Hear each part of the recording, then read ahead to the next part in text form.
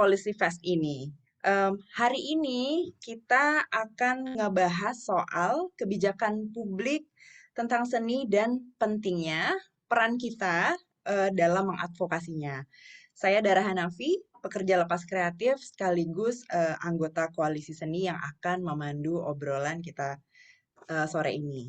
Dan sudah hadir di sini juga, mohon maaf saya terlambat, ada Ratri Ninditya, Koordinator Peneliti Kebijakan Koalisi Seni, kemudian Holil Mahmud, Vokalis Efek Rumah Kaca, dan Aristofani Fahmi, pemain flute sekaligus Sekjen Asosiasi Seniman Riau. Mas Holil dan Kaito ini juga anggota Koalisi Seni ya, jadi di sini kayak lagi mau rapat umum anggota, tapi banyak yang bergabung. Mudah-mudahan nantinya anggota koalisi bertambah. Nah, judul obrolan kita kali ini kolaborasi mengusik kebijakan seni. Kenapa mengusiknya saya pakai tanda petik ini kan karena kalau secara harafiah artinya mengganggu. Nah, jadi kita di sini mau menyoroti bahwa pembuat kebijakan itu memang mesti kita gangguin. Dia nggak boleh mengerjakan kebijakan itu sendiri, tapi harus siap kita ganggu dan kita harus mau melibatkan kita sebagai masyarakat. Karena nantinya kan hasil kebijakan tersebut akan berpengaruh juga ke kehidupan kita sebagai warga. Nah, kita akan ngobrol santai aja selama 2 jam ke depan. Karena itu saya mau ngajak teman-teman semua untuk tarik dan hela nafas, senyum, duduk yang nyaman, udah nyiapin cemilan, dan siap untuk ngobrol santai bareng-bareng ya. Oke, namun sebelum masuk ke pembahasan utama, saya perlu juga menyampaikan hal-hal teknis. Diskusi kita hari ini ditemani juru bahasa isyarat, ada Kak Uci, halo Kak Uci, kemudian ada Kak Evi juga, yang akan memfasilitasi kawan-kawan tuli untuk ikut ngobrol. Nah, untuk kelancaran diskusi, kalau teman-teman bukan pembicara, moderator, atau juru bahasa isyarat, dapat mematikan video dan audio teman-teman ya, kecuali nanti saya undang untuk tanya langsung.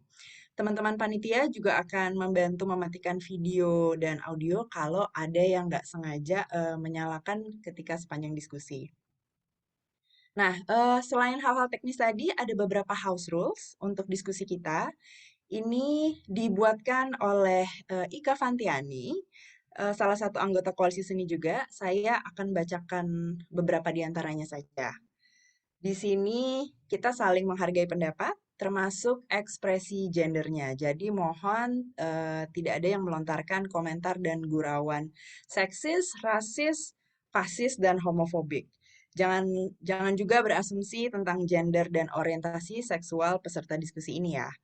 Kemudian teman-teman mohon dapat mengutarakan pendapat dan pertanyaannya dengan sopan dan jelas tanpa memotong peserta lain yang sedang berbicara. Kalau nanti teman-teman ingin mendokumentasikan diskusi ini, mohon izin ke panitia terlebih dahulu. Sekaligus kami ingin minta izin kepada teman-teman peserta kalau diskusi ini akan direkam dan nantinya akan diunggah ke YouTube Koalisi Seni, youtube.com Koalisi Seni, dan di akhir acara akan ada sesi foto bersama yang nantinya juga akan diunggah ke sosial media Koalisi Seni. Jadi kalau teman-teman ada yang kurang berkenan untuk muncul wajah, nggak mau muncul wajah dan namanya, mohon beritahu panitia. Nah, untuk sesi tanya jawab nanti bisa mengetik pertanyaan atau komentar teman-teman di kolom chat atau nantinya bisa akan saya undang langsung untuk menyampaikan pertanyaannya. Oke. Nah, sebelum mulai ngobrol, kita pengen tahu dulu nih, gimana posisi seni di dalam hidup teman-teman semua. Oke, nah kita main sedikit aja nih teman-teman. Bisa mengarahkan browser di komputer atau ponsel ke menti.com, lalu masukkan kode yang sudah tertera di layar ini, 976787732. Saya ulang sekali lagi ya, 976787732. Nah, nanti di sana akan ada pertanyaan pertama. Seberapa sering seni hadir di dalam hidup teman-teman. Teman-teman bisa pilih salah satu dari 4 jawaban. Harusnya nanti ada beberapa pilihan jawaban. Tiap hari, tiap minggu, tiap bulan, atau nggak pernah sama sekali.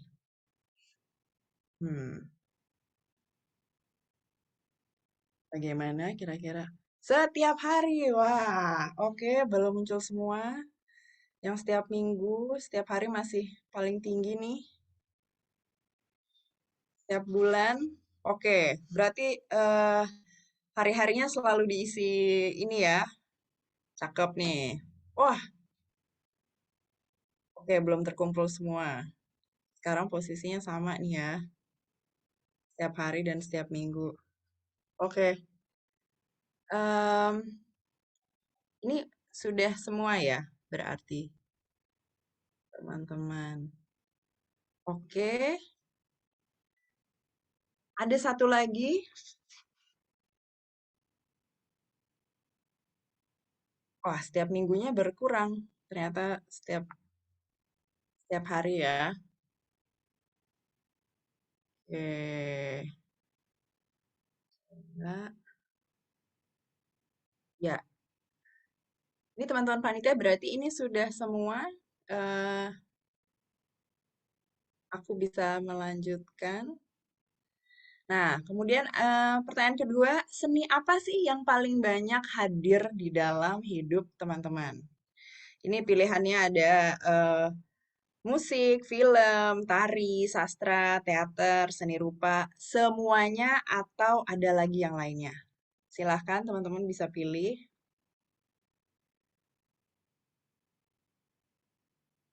Oke, musik. Semoga sama banyaknya ya.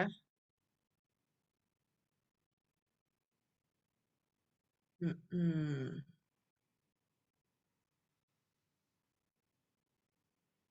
Semuanya.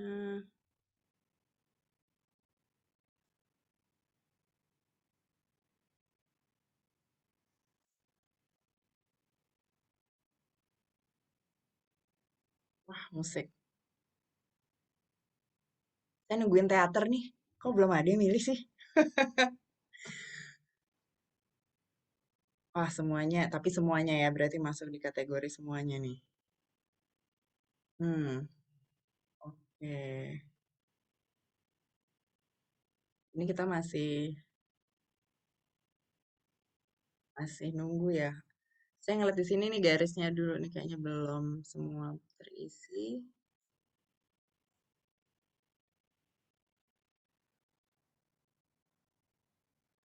Hmm,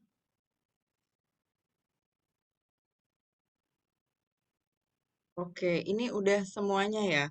Kalau dari sini ya memang kami penasaran gitu, pengen bisa kita kulik nih nantinya ngobrol sama bareng pembicara di sini. Kira-kira ini tuh pilihan ini 100% soal minat atau sebetulnya ada peran ketimpangan akses ke jenis seni tertentu gitu, gara-gara kebijakan yang belum optimal. Nah, kalau gitu kita sekarang masuk aja ke acara inti ya, gitu. Saya mau kenalin sekali lagi teman-teman pembicara yang ada di sini. Bersama kita sudah ada Ratri Ninditya, dipanggilnya Ninin. Hai Ninin. Ninin adalah koordinator peneliti Magister Gender and Cultural Studies di University of Sydney. Fokus risetnya ialah kebebasan berkesenian, ontologi kebijakan seni dan kerja afektif. Bersama Koalisi Seni, Ninin baru saja menyelesaikan penelitian tentang kerja emosional pekerja seni perempuan. Ninin juga orang penulis yang puisi dan cerpennya soal ilusi pilihan kelas menengah dan beban ganda perempuan perkotaan diterbitkan Gramedia Pustaka Utama, Koma Press, Kumparan Plus, dan Vice Indonesia. Ada juga Khalil Mahmud, personil band efek rumah kaca yang sehari-hari bergiat di ruang alternatif kios Ojo Keos. Udah lama nggak ke kios ini, Mas Khalil.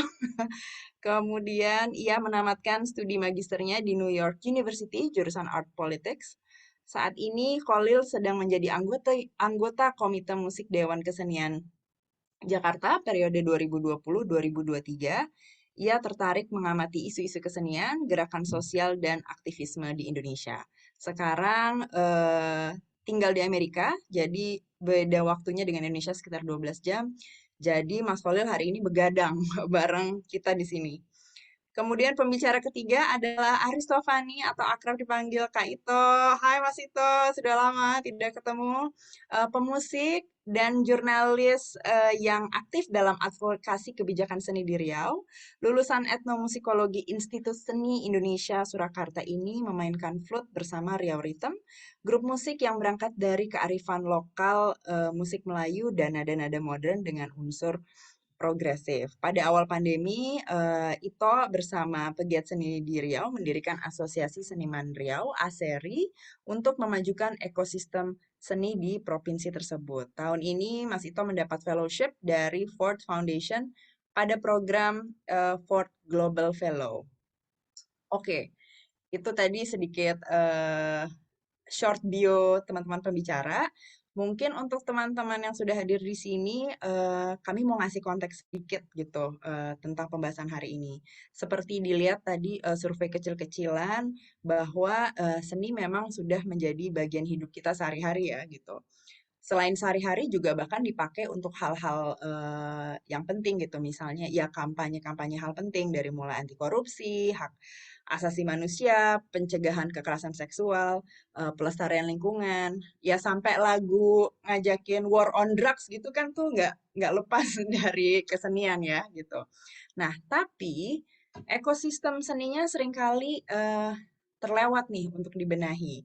Banyak teman-teman seniman juga belum paham soal kebijakan seni, padahal kebijakan ini penting sebagai enabler kalau kita mau bikin ekosistem seninya nih maju, supaya yang organisme yang ada di dalam ekosistem seni ini bisa hidup dengan baik lah gitu. Nah, kenapa penting dibenahi? Karena ya tadi itu masih ada ketimpangan dalam kehidupan berkesenian. Padahal misalnya contoh gitu, kemarin ada sempat taman budaya yang digugat sama teman-teman seniman teater di Lampung karena memungut biaya yang mahal gitu. Padahal seharusnya taman budaya kan memfasilitasi kerja-kerja seniman gitu. Dan memfasilitasi itu artinya membantu juga pertumbuhan keragaman karya. Ini baru satu contoh sedikit yang nanti kita bisa obrolin dan tanya-tanya sama tiga pembicara kita. Makanya 41 pegiat seni mendirikan koalisi seni yang kerjanya fokus pada advokasi kebijakan seni, dan sekarang anggota koalisi seni sudah mencapai 325 orang dari 20. Oke, sekarang saya mau langsung ngobrol-ngobrol sama teman-teman bicara. Mungkin aku ke Ninin dulu nih. Hai Nin, Halo Kak Dara, hai. rambutnya Kan kece kamu tak, banget Kak. maaf ya ini hari ini merasa dempulannya berlebihan untuk diskusi. Em, ini Koalisi Seni meneliti tentang kondisi kebebasan berkesenian di Indonesia. Nah, tahun lalu apa sih hasilnya dan rekomendasi kebijakan apa yang diajukan waktu itu Oke, jadi akhirnya? tahun lalu kita menyelesaikan penelitian mendata kasus-kasus pelanggaran kebebasan berkesenian yang terjadi selama 10 tahun terakhir, yaitu dari 2010 sampai 2020. Kita datanya dari berita media, laporan tahunan beberapa lembaga HAM, sama beberapa penelitian akademis sebelumnya. Nah, itu di situ hasilnya ada 45 jumlah pelanggaran, dengan aktor pelanggar terbesar itu berasal dari aparat, baik militer maupun polisi, terus organisasi masyarakat atau ormas, dan perguruan tinggi. Nah, di situ kita merasa PR kita masih banyak ya, karena Indonesia sendiri belum sepenuhnya menghormati, melindungi, dan memenuhi hak asasi manusia gitu, sehingga pemajuan kebebasan berkeseniannya juga tentu masih tersendat. Terus kemudian dari sisi kebijakan kita menemukan masih banyak peraturan dan perundang-undangan yang berpotensi melanggar kebebasan berkesenian gitu. Jadi seperti misalnya masih ada undang-undang perfilman yang memberikan amanat pada Badan Sensor Film ya untuk menyensor film, terus ada undang-undang pornografi, ada undang-undang ITE, serta misalnya banyak pasal-pasal dalam aturan mengenai ketertiban umum yang seringkali mempersulit teman-teman seniman ketika ingin membuat acara seni. Nah, sebaliknya kita sebenarnya punya banyak peraturan yang mendukung, tapi peraturan yang mendukung ini seringkali jadi nggak punya gigi, karena praktik di lapangan ini biasanya terus dibenturkan sama peraturan-peraturan yang menghambat tadi gitu, dan bahkan misalnya sering banget gitu ya pelanggaran dilakukan tidak berdasarkan aturan yang jelas apapun, kayak misalnya kasus mural kemarin ketika dihapus gitu ya, alasannya karena delik penghinaan terhadap presiden gitu, yang padahal nggak ada gitu delik tersebut tuh. Nah, memang jumlahnya cuma 45 ya, kayaknya kecil gitu, tapi kita perlu melihat ini sebagai tip tip of an iceberg gitu ya, karena apa namanya, kita belum punya gitu upaya pemantauan sistematis terhadap pelanggaran yang spesifik ke kebebasan berkesenian gitu. Jadi sebagian besar kasus pelanggaran ini biasanya tercatat dalam kerangka HAM yang lebih umum, yaitu kebebasan berekspresi gitu. Jadi banyak banget pelanggaran terhadap hak-hak lain di dalam kebebasan berkesenian yang nggak tercatat. Jadi kayak misalnya hak untuk mendapatkan upah dan remunerasi, hak untuk berserikat, hak untuk ikut serta dalam kehidupan kebudayaan gitu ya. Dan sangat mungkin banget gitu pelanggaran terjadi nggak cuma di cakupan eksibisi seni atau ruang publik aja, tapi di ruang-ruang privat gitu, atau kayak misalnya tersemat dalam perjanjian-perjanjian kerja yang nggak adil antara seniman sama pemberi kerjanya atau pelaku seni lainnya. Jadi gitu. Terus ya ini juga wacana kebebasan berkeseniannya kita merasa memang belum tersosialisasi dengan baik ya antara para pemangku kepentingan. Jadi kesadaran atas hak pelaku seni belum jadi prioritas gitu, baik dalam pemberitaan maupun pelaporan-pelaporan. Nah, sehingga tuh nah, oh ya, padahal tuh kita tuh wajib, jadi Indonesia tuh udah meratifikasi Konvensi UNESCO tahun 2005, di mana sebenarnya harusnya ada laporan rutin dalam laporan 4 tahunan tentang situasi kebebasan berkesenian. Nah, itu penting banget untuk kita untuk mulai memantau ya dengan sistematis dan melaporkan itu ke UNESCO, karena itu adalah kayak semacam bukti empiris dari komitmen negara memajukan kebebasan berkesenian gitu. Dan itu kayaknya yang jadi prioritas dalam rekomendasi kebijakan kita untuk memulai apa namanya monitoring secara menyeluruh gitu ya.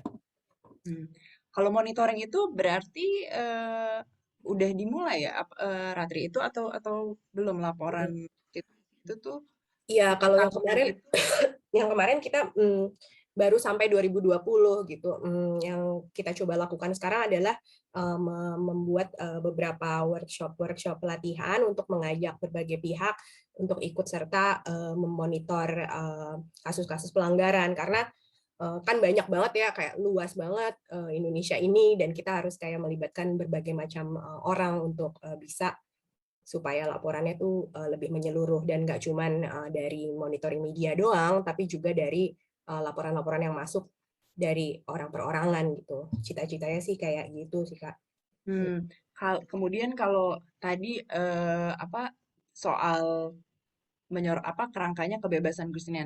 Kalau keadilan gender itu sendiri seperti apa yang sudah dilihat oleh teman-teman koalisi seni, apa situasi di Indonesia gitu, kebijakan terhadap keadilan gender itu? Iya, kalau keadilan gender kan sebenarnya bisa masuk dalam hak untuk mendapatkan kehidupan kebudayaan ya. Tapi secara spesifik tahun ini kita baru saja menyelesaikan tadi yang Kak Dara bilang, penelitian tentang pekerja seni perempuan dengan fokus pada kerja emosional. Nah, kalau yang kami dapatkan dari penelitian tersebut dan dari ngobrol-ngobrol dengan kita juga punya Pokja Gender gitu ya, bahwa pekerja seni perempuan ini mengalami ketimpangan dan invisibilitas berlapis gitu. Jadi yang pertama, kerja seni itu belum terdefinisikan dengan jelas dalam peraturan perundang-undangan. Yang kedua, hak pekerja seni di sektor informal itu luput atau tidak dilindungi dalam undang-undang ketenagakerjaan yang ada sekarang. Dan ketiga, banyak bentuk kerjanya juga nggak nampak gitu. Jadi kan kerja nggak cuma fisik doang, tapi ada kerja emosional dan kerja reproduktif gitu ya. Sehingga sebagian besar proses keseniannya tuh sebenarnya kan dilakukan melalui proses-proses kerja yang nggak tampak ini, dan banyak banget perempuan yang menempati posisi ini dan mendapatkan beban kerja emosional yang lebih berat karena ekspektasi gender terhadap perempuan itu harus bersifat misalnya ngemong, mengayomi, caring, kooperatif dan sebagainya gitu. Nah, itu tuh sebenarnya bentuk kerja yang sangat sentral dalam kerja-kerja seni menurut kita, tapi belum diakui gitu. Jadi kayak misalnya lagi nih bentuk kerja itu kayak penciptaan suasana kerja yang kondusif gitu, gimana supaya kita bisa mengelola emosi pribadi untuk menangani emosi orang lain di tempat kerja, atau bahkan di lingkungan kerja yang sangat patriarki kan kita harus menghadapi bullying atau kekerasan berbasis gender gitu. Itu jadi kayak beban tambahan juga gitu. Jadi itu kayak invisibilitas berlapis adalah karena udah nggak diakui haknya dalam peraturan perundang-undangan, bentuk kerjanya juga nggak kasat mata, jadi risikonya itu jadi kayak nggak diperhitungkan sebagai risiko yang harus ditanggulangi atau dicegah gitu. Jadi kayak masih banyak yang berpikir kalau risiko kerja mungkin hanya fisik saja, padahal dengan melakukan kerja emosional risikonya bisa jadi risiko mental gitu ya, kayak burnout, self neglect atau pembiaran diri, kayak misalnya ngerasa sakit tapi udah nggak usah ke dokter atau nggak dicek gitu karena terlalu sibuk kerja, atau ya udah nggak apa-apa kali ya badan gue bisa bisa tahan gitu, atau enggak kayak bahkan sampai paranoia, depresi dan sebagainya gitu. Nah, itu jadi kayak dari penelitian kita kayaknya kita menemukan bahwa banyak narasumber harus mengidentifikasi kerja itu dan menanggulanginya sendiri. Jadi kayak sangat tergantung terhadap akses mereka terhadap resources yang mereka punya gitu. Jadi tergantung banget sama kapasitas pribadi jadinya gitu, karena nggak ada sistem yang mensupport mereka. Nah, terus kalau kita ngomongin kayak kondisi kerja umumnya gitu yang dialami pekerja seni perempuan, juga situasinya jauh dari ideal gitu. Kita menyebarkan survei pada 202 responden, misalnya 25% itu ternyata penyintas kekerasan selama setahun terakhir gitu di tempat kerja. Terus ada 82% belum tergabung dalam serikat, hampir separuh nggak bekerja dengan kontrak tertulis, terus hampir separuh tidak memiliki forum untuk menyampaikan pendapat di tempat kerja, dan 40% penghasilannya di bawah UMR gitu. Nah, itu juga kondisi-kondisi yang tentunya terus berbanding terbalik sama tingginya motivasi mereka gitu kan. Motivasi semua pekerja ini tuh tinggi banget. Mereka bekerja atas keinginan sendiri, sehingga nantinya kalau dihadapkan sama situasi yang nggak ideal ini, risikonya itu akan terjadi kayak mereka jadi memaklumi atau menormalisasi berbagai macam ketidakadilan yang menimpa mereka. Maaf, aku lagi flu. Nggak apa-apa. Tapi Kayak gitu soal sih. apa namanya, perempuan dan beban ganda itu tuh bener banget ya, Ratri gitu, bahwa misalnya aku selama ini sebagai memilih gitu jadi freelancer gitu di dunia kreatif sebetulnya juga karena memungkinkan untuk merawat orang tua gitu. Jadi terus juga bisa bisa bergantian dengan adikku yang kerja kantoran gitu kan. Nah, itu kan beban ganda, Kak. Maksudnya jadinya tetap memilih gitu. Di luar memang menyenangi lah gitu. Nah, Betul, tapi kayaknya banyak yang belum aware juga kalau sebetulnya dia beban ganda yang sampai tadi kamu bilang mungkin jadinya memaklumi gitu kan, nggak apa-apa deh badan badan gue nih bisa nih gitu. Nah, untuk apa ya, menyadarkan gitu, ikut-ikut apa membantu teman-teman ini melihat hal ini gitu, bagaimana cara koalisi mendorong juga apa teman-teman pekerja kreatif ini aware gitu, juga mendorong kebijakan seni yang mungkin lebih adil gender tadi gitu, bahwa dilihat kerja-kerja perempuan yang beban ganda ini ataupun mungkin yang di luar perempuan gitu, apa sih yang udah dilakukan koalisi sini gitu di sampai saat ini. Hmm, kalau yang sudah kita lakukan selama ini sebenarnya mencoba menyebarluaskan pengetahuan ya dari hasil-hasil riset kita, tapi terus kemudian kami juga punya program namanya kelas aksi yang sebenarnya fungsinya untuk meningkatkan kapasitas advokasi para pegiat seni gitu. Hmm. Seperti tadi Kak Dara udah mention sedikit ya bahwa koalisi seni didirikan karena sangat menyadari gitu ya ada gap antara pemerintah dan seniman gitu, dan butuh sebuah kayak intermediary, pihak intermediary yang menjembatani itu gitu.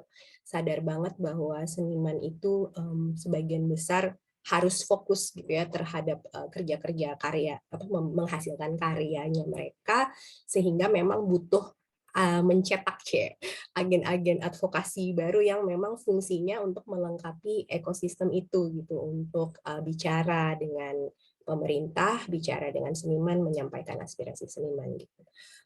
Kelas aksi ini sebenarnya memang waktu itu kita udah menyelenggarakan 2 kali bekerja sama dengan Sekolah Tinggi Hukum Jentera.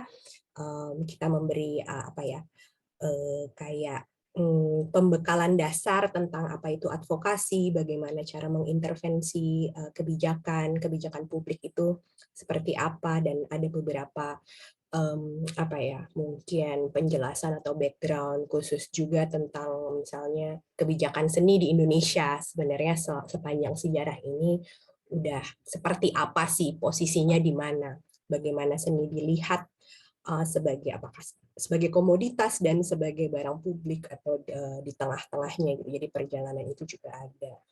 Kita menerbitkan modul kelas aksi gitu ya. Jadi kalau selama ini teman-teman belum sempat mengikuti kelas aksinya, bisa download modulnya juga di website Koalisi Seni gitu. Dan ini adalah program yang rutin yang akan kita laksanakan setiap tahun, dan semoga bisa terus dibuka untuk publik gitu, dan teman-teman bisa mengikutinya. Mungkin itu ya yang sedang berjalan gitu. Ini seru banget ya. Jadi tentang kelas aksi ini sebetulnya memang bisa diikuti oleh publik manapun ya, Ratri ya, untuk ikut yang teman-teman yang mau belajar cara advokasi kebijakan soal seni. Nah, sebelum aku mau lanjutin ngobrol sama Mas Holil dan Mas Ito, pengen muterin dulu nih video sedikit dari kelas aksi. Kita tonton sebentar ya, biar teman-teman tahu apa yang barusan diceritain Ratri.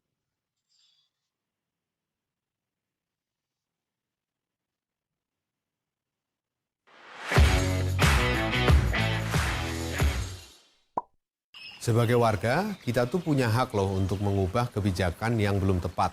Gimana tuh caranya? Sebelum ke situ, kita kenalan dulu sama definisi dan ruang lingkup kebijakan publik dan seni. Kebijakan publik itu dapat berupa suatu hal yang dilakukan atau tidak dilakukan. Kita juga perlu nih ngenalin bentuk-bentuk kebijakan publik. Ada yang tertulis, ada yang melalui tindakan, dan ada juga dengan sikap diam. Terus kalau kebijakan seni itu apa, Kak? Ya, kebijakan yang menyasar sektor seni dong, baik secara langsung ataupun nggak langsung. Bentuknya tuh bisa tindakan, undang-undang, sama program yang tujuannya untuk mengatur, melindungi, mendorong, dan mendukung seni.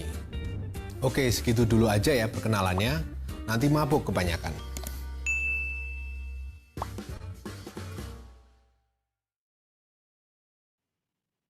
Nanti mabok kebanyakan. Mending kita langsung tanya aja sama tiga pembicara di sini gitu.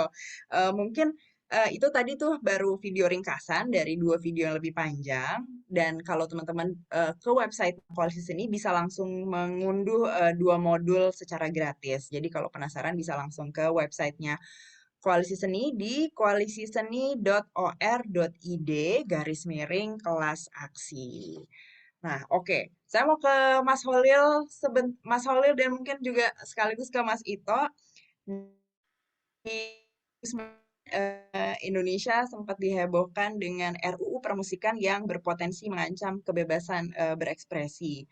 Waktu itu di Jakarta khususnya, boleh ceritain nggak sih Mas Holil cerita kawan-kawan koalisi nasional tolak RUU Permusikan bisa menggerakkan musisi juga publik dalam advokasinya, karena menurut saya waktu RUU Permusikan ini nih lumayan studi kasus yang mungkin bisa dibilang sukses karena nggak jadi kan gitu. Mungkin nanti aku mau ke Mas Ito juga setelah Mas Solil, gimana waktu itu di Riau ya situasinya juga melihat RUU Permusikan ini. Silakan Mas Solil. Ya, makasih Dara. Terima kasih atas undangannya juga untuk Think Policy dan Koalisi Seni. waktu awal, jadi setelah kami tahu bahwa ada draft rancangan undang-undang permusikan, lalu kan sebenarnya dari mulai naskah akademik sampai rancangan undang-undangnya itu menurut kami bermasalah gitu ya. Lalu saya melihat komentar teman-teman yang merasa kontra dengan rancangan tersebut, lalu mengumpulkan teman-teman kira-kira kita bisa ngapain ya untuk mau meng-counter rancangan undang-undang ini gitu. Dan buat grup WhatsApp, berhubung saya waktu itu ingat gitu ya bahwa koalisi seni itu ikut mengadvokasi undang-undang pemajuan kebudayaan. Jadi kalau mundur lagi ke belakang sebelum RUU Permusikan ada undang-undang kemajuan kebudayaan, itu undang-undangnya lumayan kacau gitu awalnya. Lalu berhasil di counter, dan kalau nggak salah koalisi seni juga ikut mengadvokasi untuk bagaimana undang-undang kemajuan kebudayaan itu harusnya sikapnya seperti apa gitu, dan akhirnya usulan-usulan tersebut banyak diadopsi dan akhirnya kita bisa punya undang-undang kemajuan kebudayaan yang sangat progresif gitu. Nah dari situ kami coba minta bantuan dari koalisi seni juga untuk bisa mendukung, memantau, plus membantu advokasi yang mau kami lakukan untuk melakukan penolakan terhadap rancangan undang-undang permusikan. Jadi saya sengaja memilih teman-teman yang memang udah ketahuan sikapnya. Kalau menolak kita gabungin gitu ya. Karena kalau kita cari lagi orang yang sebenarnya pendapatnya berbeda, nanti terlalu lama diskusinya. Jadi kita cari yang saya cari yang pendapatnya sama dulu, lalu dikumpulin mau nggak kita melakukan sesuatu. Dari grup WhatsApp itu kebetulan karena saya sebenarnya hari awal-awal kejadian itu sebenarnya pas lagi di Indonesia, tapi udah kembali ke US lagi. Jadi banyak melakukan seluruh kegiatannya banyak dilakukan via grup WhatsApp. Dan setelah terbentuk lalu teman-teman yang concern membagi-bagi grup itu kira-kira mungkin ada 30-an Awalnya orang kali ya. 20-an. Oke. 30 mungkin ada 30-an 30. orang, lalu mereka bagi lagi. Kayaknya masing-masing musisi atau pekerja musik gitu yang aktif, bukan hanya musisi aja tapi ada yang suka nulis, wartawan, tapi dekat dengan teman-teman komunitas musik, ada penyelenggara event-event independen, itu mereka bergabung lalu bagi-bagi kayaknya kita bisa kontribusi di bidang apa nih gitu ya. Ada yang bikinin website, ada yang bikinin social media, ada yang membahas soal substansinya apa aja sih sebenarnya yang perlu kita sanggah dari rancangan undang-undang permusikan itu. Lalu ada yang mencoba melobi berbagai pihak, ada yang mencoba menanyakan ke pihak-pihak yang berkepentingan, lalu ada yang melakukan PR juga. Jadi kalau ada diskusi atau siaran pers datang, kita bikin siaran pers juga gitu. Jadi emang kita memecah. Saya cukup kaget juga ternyata dalam waktu yang pendek dan kebanyakan kita bekerja melalui grup WhatsApp gitu. Itu bisa terwujud tuh pemikiran-pemikiran dan aktivisme, pokoknya dinamis banget sehingga dari setelah terkumpul akhirnya ada pertemuan kalau nggak salah waktu itu di Citos yang di Jakarta, kita datang memberikan pendapat, lalu ada lagi kita mengadakan pertemuan lagi di selatan karena ada counter dari pihak-pihak yang merasa bahwa undang-undangnya kalaupun salah gitu substansinya, tapi maksudnya baik, jadi nggak semua harus digagalkan karena nanti lama lagi gitu kalau digagalkan gitu ya. Tapi kami berpikir karena dari rohnya, dari naskah akademiknya itu udah melenceng dari kebutuhan gitu, akhirnya kami pada posisi yang kayaknya mesti tunda aja kalau mau, ya mengulang naskah akademiknya, diulang, tujuan pembuatan undang-undangnya itu kita himpun bersama gitu ya, semua stakeholdernya mungkin sebisa mungkin diakomodir gitu kepentingan-kepentingannya, dan relevan dengan situasi yang dibutuhkan atau dukungan pemerintah yang dibutuhkan untuk memajukan ekosistem musik gitu. Dan dari situ akhirnya sampai ada juga kita ketemu dengan Balek gitu ya, saking udah kenceng mungkin isunya di publik ya. Akhirnya dari Balek kita dapat mendengar versi dari Badan Legislasi dan segala macam, dan terakhir ya di drop dari Prolegnas itu. Yang cukup menurut saya milestone yang cukup penting juga, kita bikin petisi. Bikin petisi itu cukup penting ya untuk meraih awareness publik tentang isunya gitu.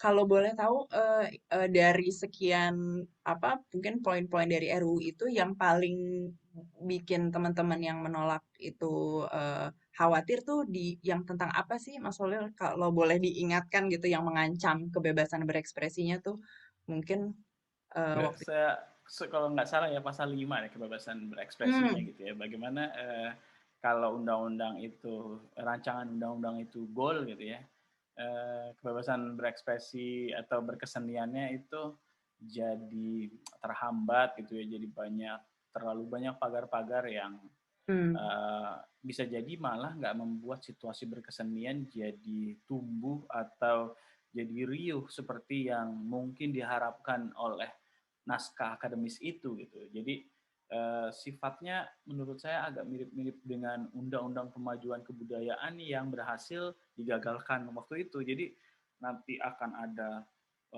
kewajiban untuk sertifikasi, kewajiban untuk macam-macam gitu, yang sebenarnya pada level-level tertentu nggak terlalu perlu kewajiban. Mungkin ada yang perlu gitu ya, sertifikasi, tapi nggak harus wajib.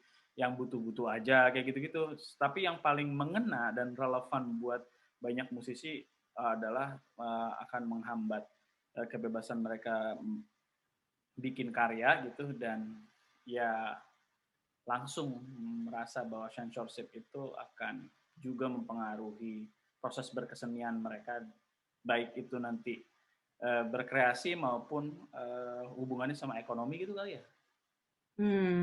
Ya. Ya, seingatku juga ada, kalau mau bikin lagu nggak boleh mengejek atau apa gitu, membatasi pagar-pagar itu yang juga mungkin kurang jelas. Mungkin aku mau ke Mas Ito. Hai Mas Ito, kalau waktu itu ketika ada RUU permusikan di Riau seperti apa Mas? Itu juga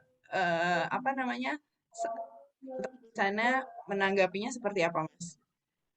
Ya, makasih Mbak. Sebagai grup yang progresif kan, tradisi terus ngawinin sama yang lain, itu gimana? Ya, waktu udah heboh ya di sosmed, baru saya coba ngikutin, dan beberapa hari setelahnya saya dapat dokumennya dan saya kaget. Riau Rhythm termasuk grup yang diajak ngobrol saat mereka ada studi gitu ya, katanya ada studi beberapa bulan sebelumnya, itu dimediasi oleh Dinas Kebudayaan dan beberapa stakeholder yang lain. Ada nama Riau Rhythm di situ. Saya nggak tahu siapa yang mewakili di situ ya, karena ketika saya tanya pimpinan, Bang Rino juga itu kayak nggak ada gitu kegiatan itu. Nah akhirnya setelah saya baca, saya dalami, saya ikuti di sosial media. Saya kalau nggak salah sempat buat tulisan juga di Riau Post waktu itu ya. Dan kemudian ada beberapa kafe yang aktif berdiskusi dan menyajikan musik-musik itu, membuat forum membicarakan itu, dan saya dan beberapa teman-teman yang lain diajak ngobrol. Ya posisinya secara waktu itu saya yang mengekspos data itu, informasi itu, dan kemudian disampaikan di forum. Seputar itu sih kegiatan yang terjadi di Riau. Nah, kalau akhirnya kan gagalnya RUU permusikan ini gitu, akhirnya berhasil nih teman-teman mengadvokasi bahwa nih jangan dijadiin gitu. Sebetulnya menyisakan banyak PR kan ya Mas Ito dalam pengelolaan industri musik itu sendiri. Kalau menurut Mas Ito, apa aja sih yang masih harus dibenahi gitu dalam industri musik kita? Ya, eh, gini, terutama yang disebut Mas Polil tadi soal sertifikasi itu sekarang mulai terasa gitu ya, penting atau enggak pentingnya ide itu, wacana itu, hal yang terkait dengan sertifikasi itu seperti menjadi wajib sekarang. Nah, misalnya beberapa waktu yang lalu untuk proses administrasi grup ini, Rio Rhythm itu harus memiliki sertifikasi untuk layak dibayar dengan angka tertentu gitu. Padahal sosialisasi ataupun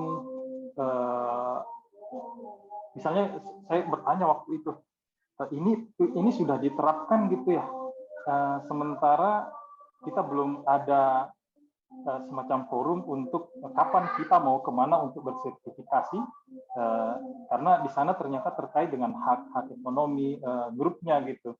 Nah, informasi itu yang sama sekali minim di kita. Saya juga mengikuti ada Pokja atau ada tim yang mengerjakan itu dimulai di Kementerian Pendidikan dan Kebudayaan di tahun 2019 kalau nggak salah. Tapi ketika kita mau mencari itu juga informasinya seperti tidak menjadi prioritas lagi. Padahal ternyata di Kementerian Pariwisata itu sudah diterapkan gitu, Mbak Dara. Saya juga pengen nanya ke Mas Holil gitu. Kalau dari Mas Holil sendiri yang ya sebagai musisi gitu, apalagi nih Mas yang harus masih diberesin gitu. Apalagi barusan ada kalau nggak salah baru-baru ini juga ada tentang royalti, peraturan tentang royalti kan memicu kontroversi gitu. PR-nya apalagi sih Mas yang harus dibenahi di industri musik sebetulnya? Yang paling dasar sebenarnya sama dengan permasalahan-permasalahan bagaimana kebijakan publik itu mengikat atau kita bisa punya peranan gitu. Apakah sebagai pendengar musik ataupun sebagai pemusiknya sendiri. Sebenarnya kita tuh dalam sistem yang kita pakai sekarang gitu ya, kita bisa berkontribusi gitu. Jadi bukan hanya menerima aja gitu, menerima aja. Itu yang paling dasar. Sehingga dari situ kita tahu peranan kita bisa ikut terlibat dan bisa membawa arah bagaimana kebijakan publik itu nanti kita pakai bersama-sama.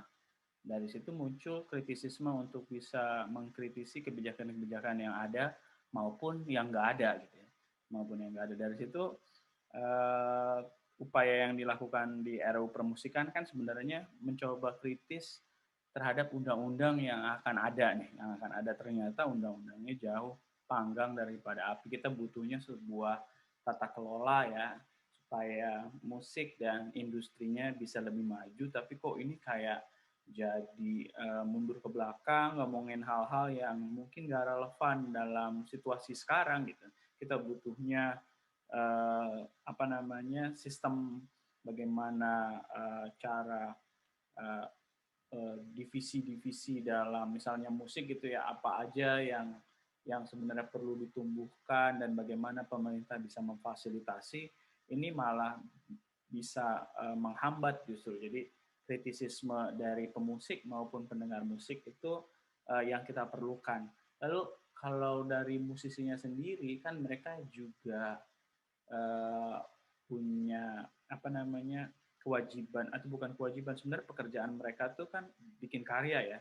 Tetapi sebagai warga negara juga mereka juga punya kewajiban juga sebenarnya, tanggung jawab moral untuk bisa bagaimana agar di di sistem ini mereka bisa kontribusi, yaitu bagaimana bisa mengajak pendengar musiknya mereka paling tidak untuk bisa kritis terhadap banyak hal. Jadi kalau ujuk-ujuk orang itu harus kritis, itu kita berharap orang kritis ujuk-ujuk aja, tapi nggak ada satu hal atau dari mana mereka bisa belajar untuk kritis itu kan terlalu apa ya, kita berharap terlalu mengada-ngada gitu. Jadi kita berharap bahwa musisinya sendiri itu juga bisa memantik para pendengar musiknya dia untuk bisa kritis gitu. Jadi bagaimana caranya ya bikin karya yang bisa mengajak pendengarnya untuk kritis gitu. Dari situ pendengar musiknya bisa belajar untuk mengkritisi banyak hal gitu, termasuk di dalamnya kebijakan publik gitu ya. Jadi antar hubungan antar masyarakat maupun dengan hubungannya masyarakat dengan pemerintah. Nah dari situ baru kita lihat sektor-sektor apa aja kalau udah terbangun nih, musisinya udah kritis, masyarakatnya juga udah kritis, baru kita bisa tinggal melihat sebenarnya kebutuhannya apa sih, apakah sertifikasi misalnya tadi ya perlu apa enggak, oh ya perlu bagi sebagian memang jelas bahwa ada permasalahan, oke tapi nggak harus wajib gitu, karena nggak semuanya perlu juga gitu, karena kalau nanti yang nggak perlu tetap dipaksa harus punya sertifikasi, nanti akan ada diskriminasi. Kalau dia nggak punya sertifikat, dia nggak bisa tampil di lembaga-lembaga tertentu atau di panggung-panggung tertentu gitu yang mewajibkan harus ada sertifikat. Seperti itu. Jadi dari situ sebenarnya kita melihat lagi kira-kira apa saja yang sangat perlu. Kalau dalam konteks era digital misalnya buat musik ya, sistem database yang sekarang ada gitu, itu kan sekarang lagi dibangun, itu sebenarnya waktu itu sudah pernah dirintis oleh Bearcraft dan kalau nggak salah, nggak tahu saya apakah dilanjutkan dengan Paragraph apa nggak, ada satu portal atau sistem database namanya Portamento. Tapi kemudian apa namanya itu untuk menunjang database yang mana nantinya bisa menjadi sumber data untuk membayarkan royalti gitu kali ya, biar lebih terlacak gitu. Nah tapi itu entah kenapa itu kita nggak mendengar lagi, padahal mungkin udah banyak waktu itu ya dipromokan dan artinya udah keluar anggaran gitu. Tiba-tiba Dirjen Kekayaan Intelektual di Kemenkumham bikin lagi, yaitu sistem informasi lagu dan musik, dan mereka juga mengeluarkan PP turunan dari Undang-Undang Hak Cipta dan Permenkumham yang sayangnya Permenkumhamnya itu bertolak belakang bertentangan dengan Undang-Undang Hak Cipta. Ada satu pasal yang bertentangan dengan Undang-Undang Hak Cipta, dan itu harusnya juga menjadi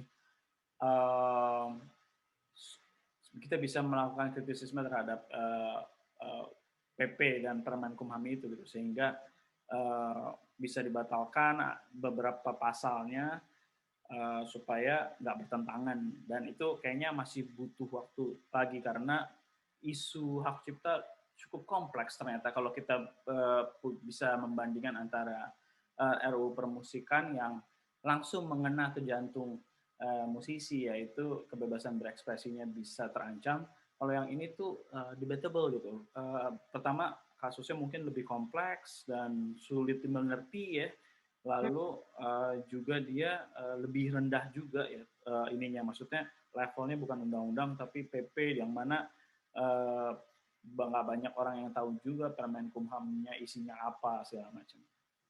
Dan kalau situasi sekarang juga nggak ketahuan apakah udah apply, itu belum, Mas Holil nggak tahu juga ya Apa nih di kira-kira PP ini yang yang royalti itu kan kalau nggak salah dia semua yang memakai lagu-lagu di ranah komersial harus membayar gitu ya. Itu tuh saat ini tuh distribusi royalti itu tuh seperti apa sih Mas gitu kalau Oke. situasi saat ini gitu? Jadi kalau dari PP 56 itu aja kan sebenarnya PP 56 itu fokusnya sebenarnya ke pembuatan pusat data lagu dan musik, dan dari situ ada sistem informasi lagu dan musik, jadi itu pusat database-nya, lalu kayak ada apps-nya gitu namanya sistem informasi lagu dan musik. Mm-mm. Itu aja menurut saya publik fokusnya berbeda dengan yang menurut saya harusnya ke situ. Publik fokusnya, oh ternyata royalti itu harus bayar. Oh, kita kalau putar lagu orang itu harus bayar. Oh, padahal musisi udah banyak dapat duit dari manggung gitu-gitu. Itu jadi fokus publik itu aja menurut saya tidak pada yang seharusnya, karena pada prakteknya proses membayar royalti itu udah terjadi selama puluhan tahun gitu. Jadi dari mulai Yayasan KCI dulu ada yang awalnya itu diketuai oleh Chandra Darusman, kita dengar dari KCI gitu ya. Udah agak lama itu udah mungut royalti itu. Royalti jadi untuk tempat-tempat komersial yang mereka mendapatkan manfaat tambahan dari memutar lagu, mereka kayaknya harus sharing profit gitu ya.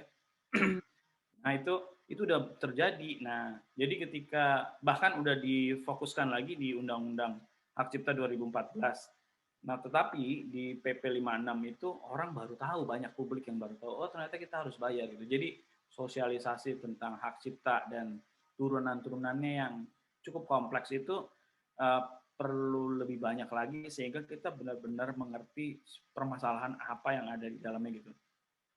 Kalau soal kolek-kolekan itu udah terjadi dan bahkan mungkin sekarang problemanya muncul lagi, yaitu ada lembaga manajemen kolektif nasional yang mereka menunjuk langsung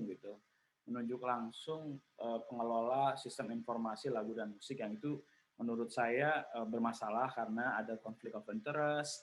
Dan dari situ itu sangat berbahaya karena menurut saya pengelolaan database itu ke depannya kayak siapa yang punya database itu kayak mereka punya mata uang gitu. Karena kita bergerak berdasarkan data-data gitu kan sekarang ya, algoritma berdasarkan data gitu. Sehingga sangat vital perannya kalau si pengelolanya ini sebenarnya mungkin aja bukan pihak yang paling baik dalam yang bisa membangun ini gitu. Dalam artian kalau memang dia yang kompeten, kenapa nggak prosesnya kita buat tender aja gitu. Itu kan sebenarnya sangat jauh dari apa yang sekarang sudah kita dapatkan gitu. Misalnya ya, banyak program-program pengadaan barang dan jasa itu tunduk pada Undang-Undang Pengadaan Barang dan Jasa gitu ya. Jadi apakah lembaga yang memprovide ini termasuk ke dalam lembaga yang harus tunduk pada Undang-Undang Pengadaan Barang dan Jasa. Tapi secara etik gitu ya, ketika dia mengelola dana publik, yaitu uang yang diperoleh dari uang pencipta lagu gitu, seharusnya mereka juga secara moral punya kewajiban untuk melakukan proses yang transparan dan akuntabel, misalnya dengan nggak usah nunduk langsung tapi pakai tender gitu. Jadi prosesnya itu kita tahu orang lembaga yang dapat itu yang benar-benar kompeten dan punya pengalaman dalam mengelola database gitu misalnya.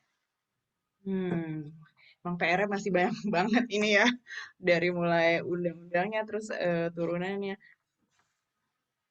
Ya, karena itu tadi permasalahannya jauh lebih kompleks dibandingkan dengan RUU Permusikan yang sangat relevan buat musisi. Kalau ini kayak relevan nggak ya gitu, dalam artian emang kita bisa dapat ya dari situ, oh ternyata kita punya ya hak itu ya. Itu sebenarnya banyak juga yang baru tahu gitu, bahwa ada hak ekonomi, ada hak moral dari lagu-lagu yang kita ciptakan, hak ekonominya dibagi lagi, hak pemilik master, ada hak cipta dan hak performing rights, nanti performing rights dibagi lagi gitu. Itu sangat kompleks dan perlu sosialisasi. Ya. Nah, kalau mungkin saya mau ke Mas Ito. Nah, Mas Ito ini kan mendirikan Asosiasi Seniman Riau ya. Boleh tahu nggak sih alasannya tuh kenapa? Apakah waktu itu karena RUU permusikannya atau mau mendorong mendorong yang lebih yang mana gitu, Mas Ito? Boleh ceritain sedikit nggak, Mas? Ya. Ya, asosiasi itu dibentuk karena akumulasi semua persoalan seni di Riau sebenarnya. Terutama ketika pandemi 2020 di Agustus gitu ya, kita akhirnya waktu itu agak longgar, kita ketemu di Taman Budaya Riau waktu itu. Nah, ngobrol pertama mencoba mencari bentuk nih, kita mau ngapain gitu-gitu ya. Mau ngapainnya itu karena kita merasa ini kok pemerintah daerah di Riau kayak nggak ada gitu ya, kayak terutama kayak tidak mempunyai program atau sekedar nyolek itu bahwa antara pemerintah dan seniman pelaku seni itu bahwa kita sebenarnya berteman itu nggak, itu sama sekali hilang, nggak ada gitu. Nah, kemudian waktu berjalan kita melihat di provinsi sebelah, loh ternyata di sebelah bisa berkegiatan gitu. Kita cari tahu, iya ini anggarannya ada, memang dipotong untuk COVID, tapi ada yang namanya pemulihan ekonomi dan pemulihan kesehatan, itu seniman sebenarnya punya porsi di situ. Nah, di situ akhirnya kami makin berang gitu. Kenapa Provinsi Riau itu tidak bergerak sama sekali?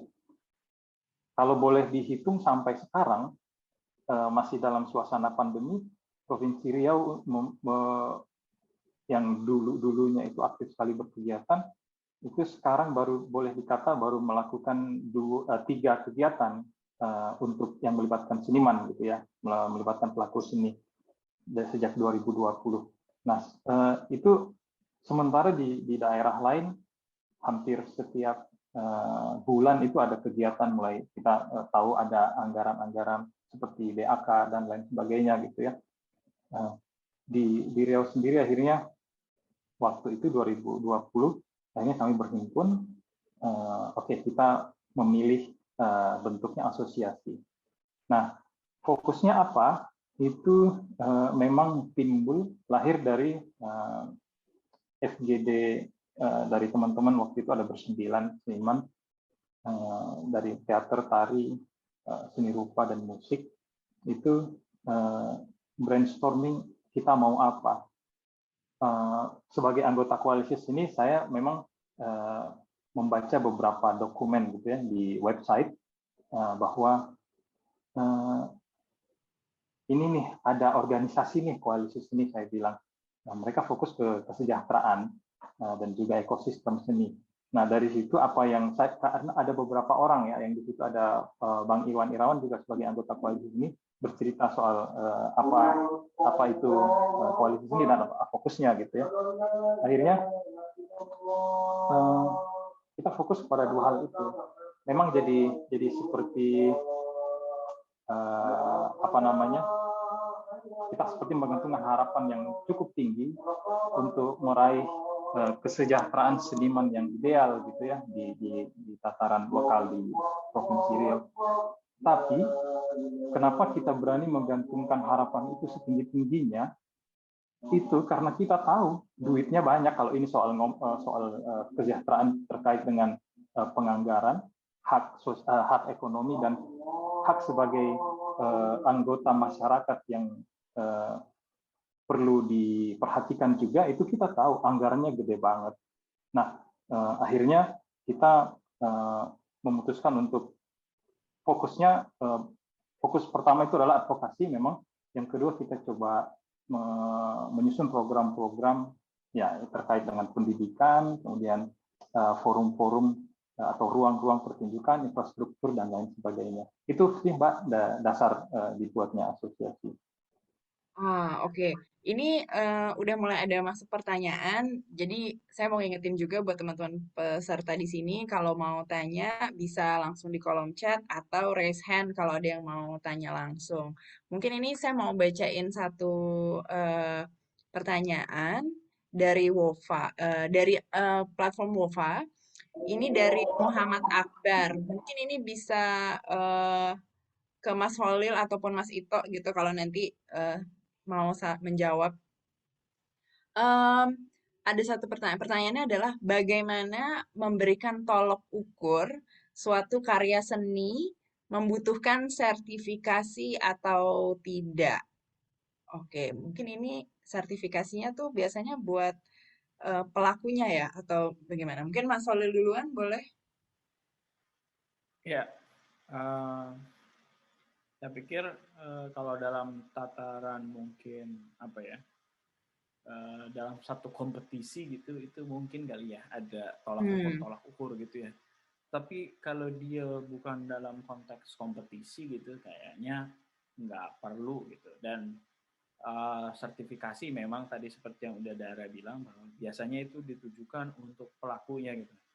Jadi sebenarnya kalau problem sertifikasi kan banyak, misalnya ya ada pemusik dari luar negeri gitu, misalnya siapa ya, kita ambil contoh Andrea Bocelli ingin tampil di Indonesia tapi dia nggak bisa bawa pemain-pemain orkestra, yang akhirnya yang bisa bermain itu pemain yang diminta bermain adalah pemain-pemain dari Indonesia yang ternyata supaya mereka yakin ada sertifikatnya enggak gitu. Nah itu kalau dia bukan dari sekolahan gitu ya, yang nggak punya ijazah akademik gitu, itu kan perlu sertifikasi. Nah itu dibutuhkan gitu. Tapi ya nggak semuanya yang perlu gitu. Nah artinya kalau dalam konteks tersebut ya mungkin perlu ya ada apa namanya, musisi-musisi yang membutuhkan itu perlu bisa difasilitasi untuk bisa mendapatkan itu sehingga mereka bisa nyaman gitu, atau proses bekerjanya mereka tuh terus ada peningkatan gitu ya. Karena ada sertifikasi itu mereka bisa tampil dengan mengiringi musisi dari luar negeri gitu ya, dan segala macam. Nah tapi kalau enggak ya nggak perlu. Jadi kalau tadi sertifikasi, pertanyaannya Akbar, sertifikasi biasanya untuk musisi. Tapi kalau buat karya, kalaupun mau ada standar-standar tertentu, biasanya itu dalam konteks kompetisi ya, yang mana kompetisi mungkin konteksnya juga apa namanya, mencari bakat-bakat baru gitu kali ya. Tapi kalau udah tarafnya kita mau bikin karya aja, kayaknya nggak terlalu perlu gitu kewajiban sertifikasi, sehingga standar-standar penentuannya juga apa namanya ya, kurang kurang pas dengan apa yang dituju dengan pembuatan karyanya itu, apa namanya, tujuan berkaryanya itu mungkin nggak sesuai dengan nilai-nilai standar evaluasi dalam sertifikasi itu.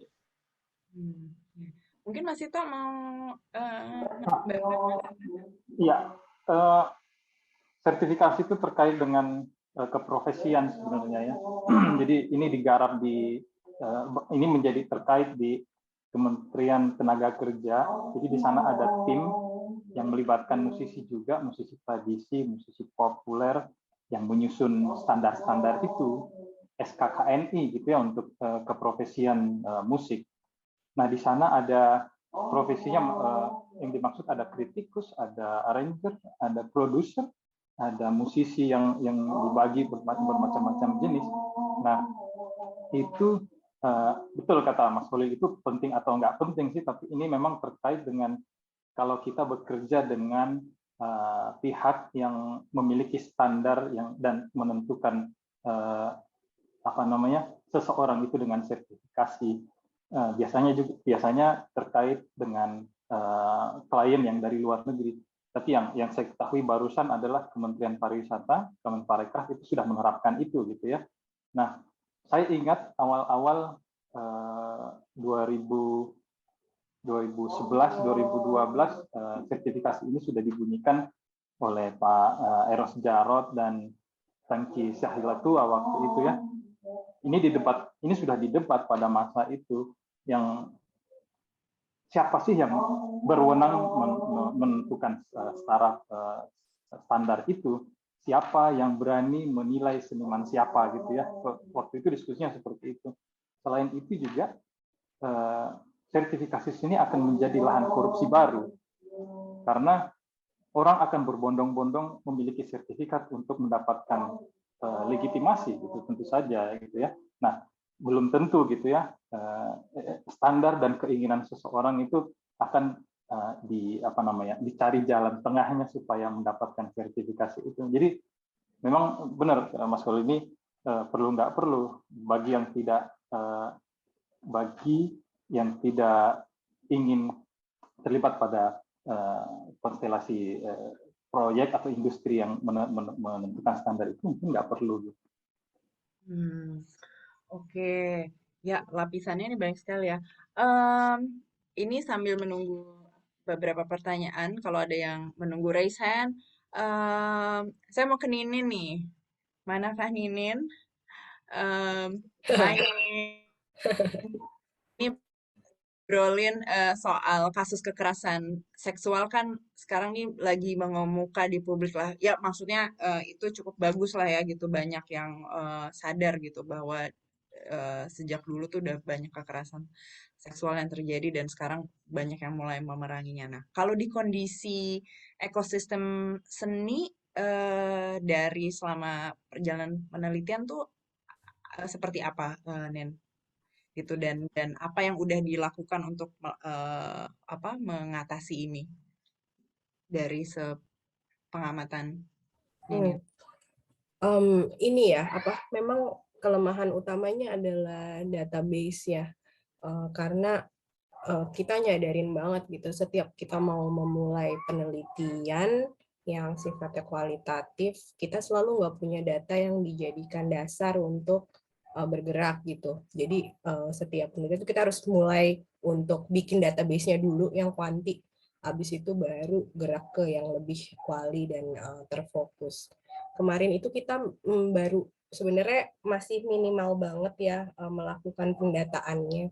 Yang pertama ketika Pokja Gender diresmikan sebagai salah satu programnya Koalisi Seni di awal tahun ini, kita mendata beberapa sebenarnya kasus-kasus yang terjadi di ranah seni. Itu tuh catatannya ada dari 2016, ada banyak yang sebenarnya sifatnya apa ya, karena udah diberitakan di media gitu, jadi dia sebenarnya lebih high profile mungkin korban atau pelakunya gitu ya. Jadi kayak sama aja nih tip of an iceberg gitu, yang banyak banget yang nggak mengemuka gitu ya, nggak kelihatan, dan itu sebenarnya jadi gejala yang penting juga karena kan kayak ya kalau kita berteman dengan apa teman-teman seniman segala macam, cerita-cerita itu kan banyak banget ya. Terus dengan kayaknya setelah 2018 post Me Too jadi lebih banyak di apa ya, kayak diungkapkan di lewat sosial media atau jejaring-jejaring yang dekat antara sama teman aktivis dan seniman yang fokus di kekerasan seksual. Beberapa kasus yang kemudian jadi apa ya lumayan ngebuzz gitu ya di sosial media, memang jadinya si pelaku semacam mendapatkan sanksi sosial gitu kan dari netizen dan dari lingkar-lingkar pertemanannya dia gitu. Sanksinya cukup nyata, tapi terus kemudian konsekuensi terhadap korbannya juga kadang kita lupa untuk mempertimbangkan gitu kan, bahwa semakin besar kasus di blow up, semakin rentan korban gitu ya terhadap judgment atau ya penghakiman massal juga. Kita tahu juga bahkan nggak usah sampai kasus perkosaan, tapi kan banyak banget misalnya kasus-kasus bullying atau misalnya ya kalau nonton konser cewek-cewek ngerasa nggak aman karena dipegang atau apa, itu banyak banget terjadi kan gitu.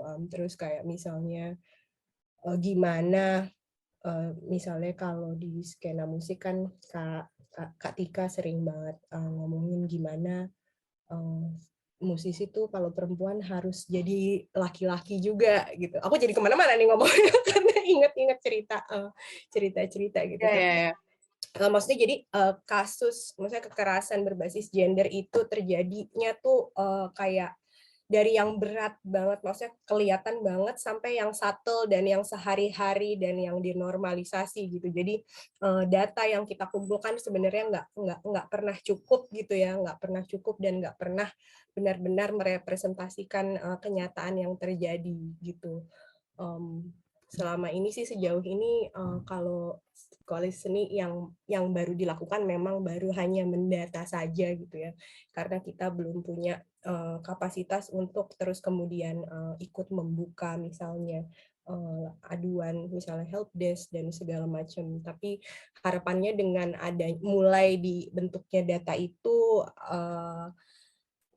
awareness-nya juga akan meningkat gitu ya.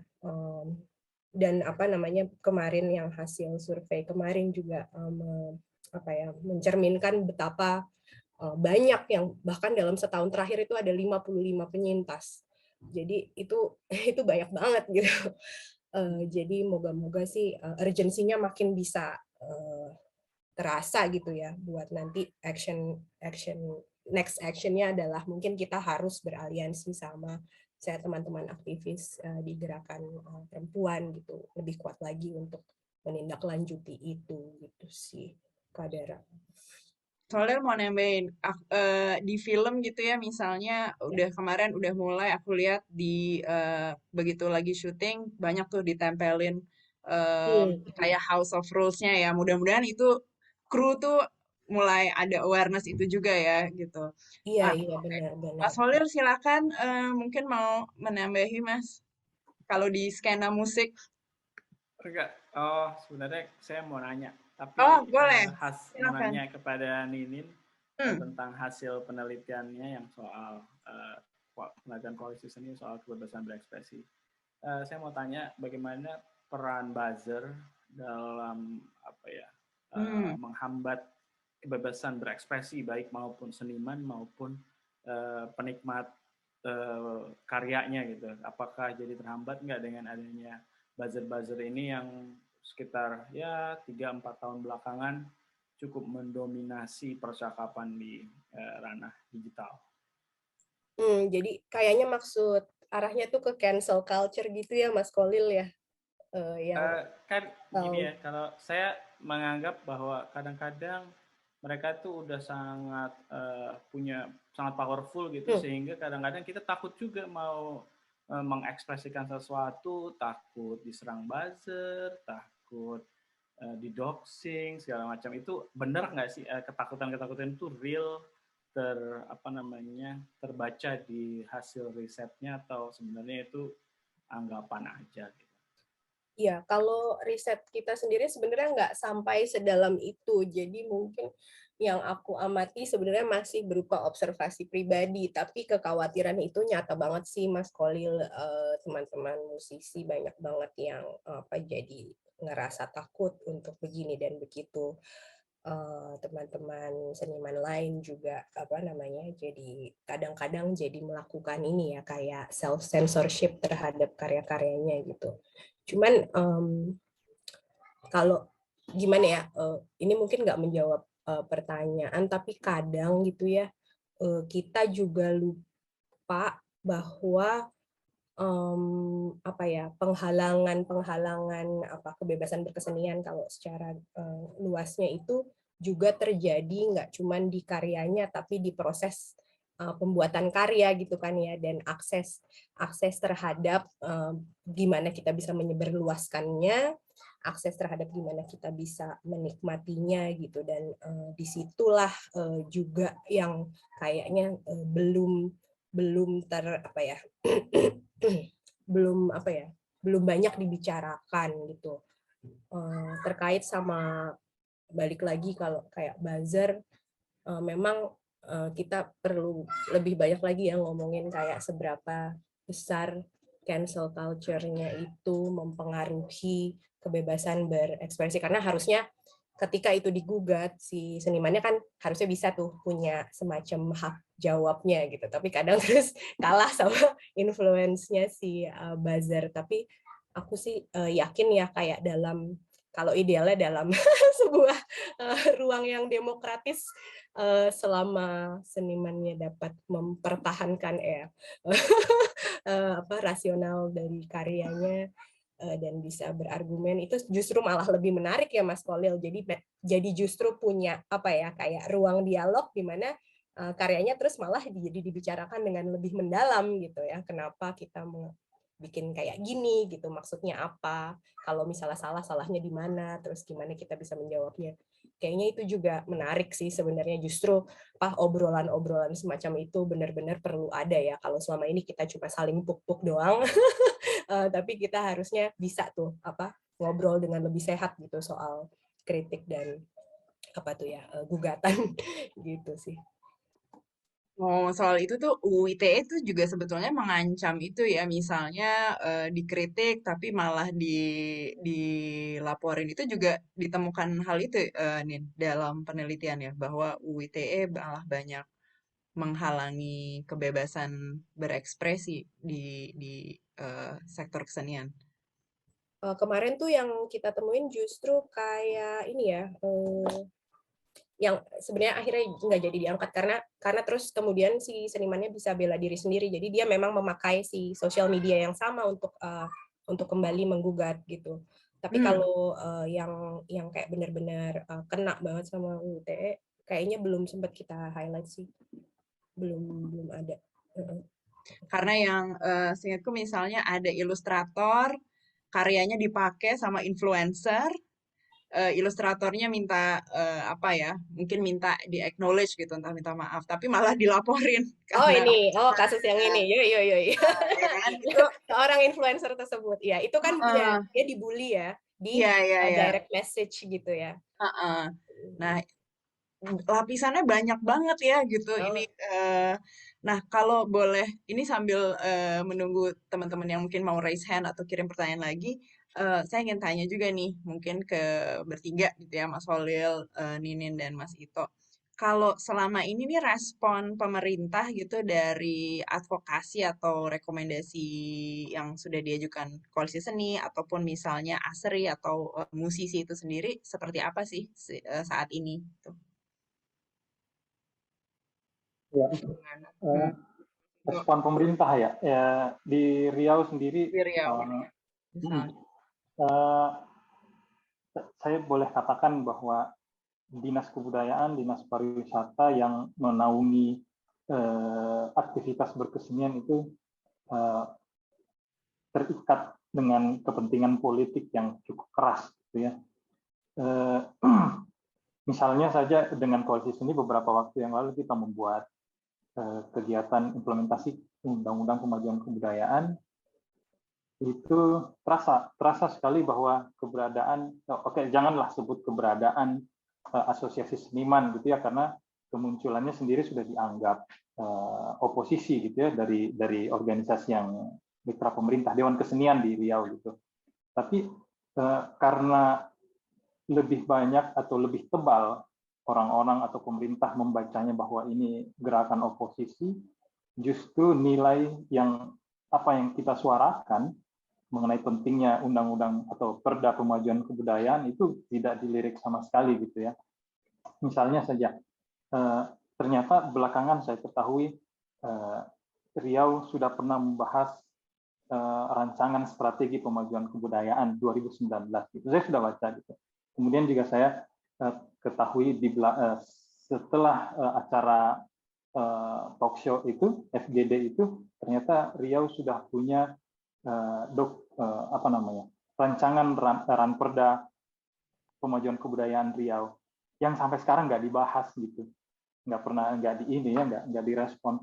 Nah, saya tidak tahu kenapa, tapi secara personal saya coba, karena gini, kencang banget ya, terutama ketika kita mengadakan protes pembangunan Quran Center di area Art Center di Riau itu,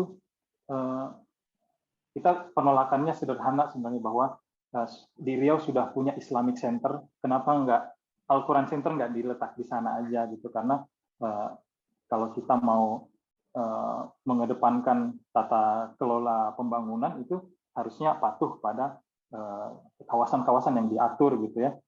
Nah, kawasan Art Center sendiri sebenarnya belum selesai, pembangunannya masih banyak yang harus dibangun di sana, yang dirancang sejak tahun 2000 di dalam visi misi Riau sebagai pusat budaya Melayu gitu ya. Ininya ya, keinginannya, tapi ditumpuk oleh master plan lain yang menyalahi master plan itu. Nah, itu kita coba protes. Kita didengar kita didengar sampai keberadaan kita sampai kepada ke telinga gubernur, tapi sebagai orang yang dianggap mengancam gitu ya, yang dianggap mengancam stabilitas politiknya gubernur yang sekarang. Akhirnya di sejak masuk ke pertengahan 2021 kita coba cooling down sebentar, kita membaca situasi dan secara pribadi saya coba masuk. Pernah satu kali saya coba bertemu di satu acara pada gubernur karena kita tidak pernah secara resmi mau diterima oleh gubernur gitu ya. Entah apakah karena surat kami nggak sampai ke gubernur atau memang sudah berhenti di entah di ring berapa gitu ya. Ini sangat politis memang. Tapi saya mencoba menerapkan sebagai jurnalis gitu ya, misalnya untuk bertemu gubernur secara langsung itu boleh ditemui di acara-acara formal di pemerintahan. Saya coba masuk ke situ. Dan respon gubernur sebenarnya baik gitu ya. Oh, saya sebut, Pak, kita mau kongres, Pak. Seniman mau kongres, kita coba wujudkan peran perda kemajuan kebudayaan karena kita butuh gitu. Oh, silahkan koordinasi dengan dinas kebudayaan. Oh baik Pak, saya telepon dinas kebudayaan dan responnya adalah pertama mengiyakan, ayo kita kerja sama-sama dengan syarat libatkan semua organisasi inklusif. Oke, itu memang dasar kita inklusif. 2 hari atau 3 hari setelahnya ada WhatsApp masuk ke ketua, saya mundur, saya tidak ikut dalam rencana itu. Saya bilang ini ada apa ini? Jadi seperti itu suasana itu tarik menarik gitu ya, antara apakah hanya Aseri atau segelintir seniman yang merasa ini penting gitu ya. Kenapa pemerintah tidak merasa ini penting? Padahal kami tahu dinas kebudayaan itu sering bolak-balik ke Dirjen Kebudayaan untuk menyusun strategi, tapi sama sekali nggak kelihatan dan juga lebih banyak bermain sendiri, tidak melibatkan seniman. Kalaupun dilibatkan itu kalangan kecil yang ketika itu sudah jadi, maka di lapangan itu terjadi masalah. Oh, kok begini, kok begini, kok begini. Jadi sampai sekarang kita masih akan mulai melanjutkan, terutama soal kongres gitu ya. Itu, Mbak. Masih tarik menarik ya, tapi paling enggak pintu dibuka, udah mulai diundang, diiyakan gitu. Ada celahnya.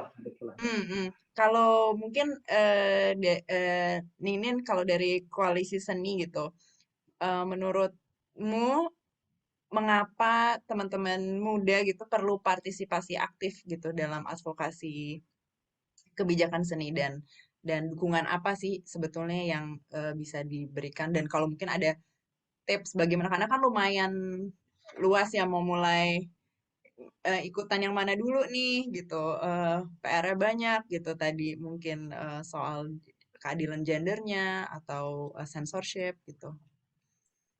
Wah, dengan bergabung ke koalisi seni ya gitu. Betul sekali.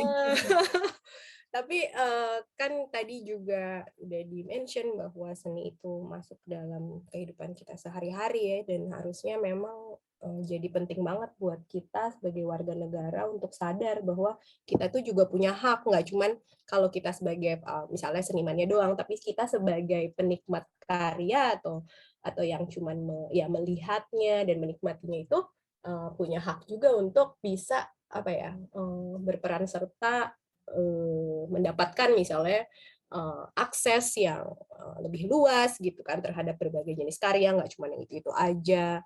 Misalnya juga kita juga perlu banget untuk mikirin bagaimana karya itu bisa sampai ke kita gitu. Apa sih yang udah dilakukan oleh seniman dan seluruh aktor-aktor atau pelaku di ekosistem sampai si karya itu sampai ke tangan kita atau sampai ke telinga kita. Itu kan juga sebenarnya butuh kerja labor yang sangat kompleks gitu, sehingga memang itu tadi ya sebagai warga negara tentunya penting banget untuk ngedukung seni gitu ya.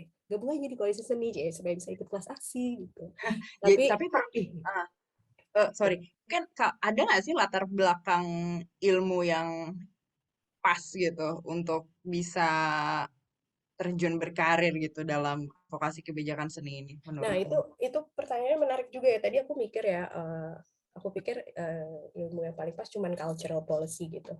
Tapi kan ternyata kan sebenarnya culture itu kan mencakup setiap aspek kehidupan gitu ya. Jadi memang sangat ini ya, art sama cultural policy itu sangat bersinggungan sama semua sektor di kebijakan publik gitu, baik itu ekonomi, sosial politik, ketenaga kerjaan, segala macam itu luas banget. Jadi justru gitu ya, kita pengen banget sih membuka apa ya, kerjasama dengan teman-teman dari berbagai macam latar pendidikan yang berbeda-beda atau fokus terhadap keilmuan yang berbeda-beda untuk bisa sama-sama memikirkan juga bagaimana itu dapat diaplikasikan untuk berpihak pada para pelaku seni ini gitu.